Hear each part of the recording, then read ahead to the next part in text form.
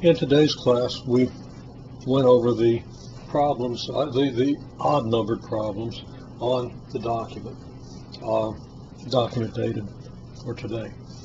The first question on that document said that an angle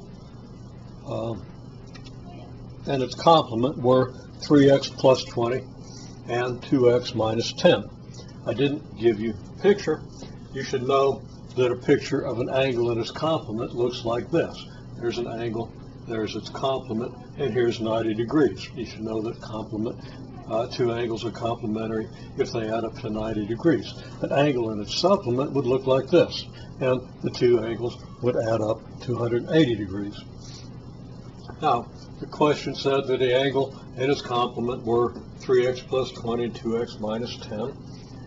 An angle and its complement add up to 90 degrees, follows then that the 2x minus 10 we have here, plus the 3x plus 20, that is the complement, plus the angle, has to equal 90, if we consider these numbers all to be in degrees.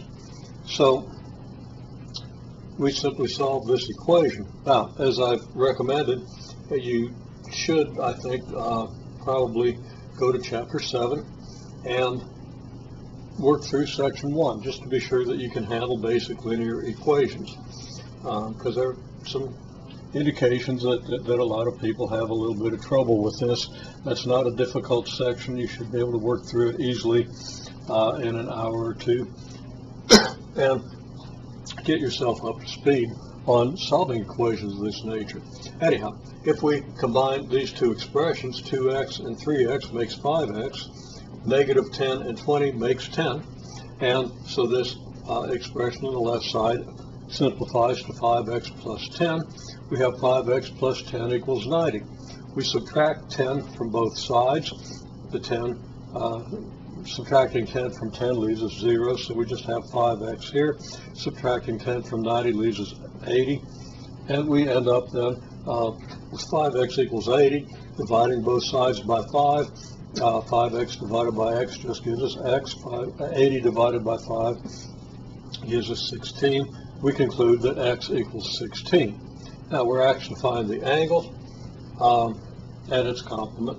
The angle is 3x plus 20. Actually, the question probably only asks for the angle, but you want to also find the complement so you can check the result. Okay, so the angle is 3x plus 20. We found that x is 16. Substituting 16 for x, we get 3 times 16 plus 20. That adds up to 68. And that just adds up to 68, but I appended the degree on here because we're not being really rigorous about units. Okay, the complement of the angle, well, 2x minus 10.